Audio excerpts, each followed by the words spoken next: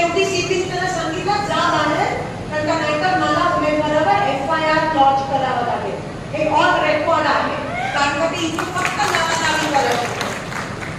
त्यांना सांगितलेलं की आता निवडणूक हातातून गेले भाजपच्या, म्हणून आता एकच उपाय आहे आपल्यामध्ये, दंगल लावा, लोकांमध्ये विभागणी करा, पेरवा-पेरवी करा आणि निवडून या, असं त्यांना सांगितलं गेलेलं. म्हणून तुम्ही त्यांच्या मागच्या 5 दिवसाची भाषणं बघा, वोटिंगच्या दिवशीची वोटिंगच्या दिवसाच्या 5-6 दिवसापूर्वीची भाषणं बघा, तुम्हाला पुरावा मिळेल की ते कसे फक्त लावालावी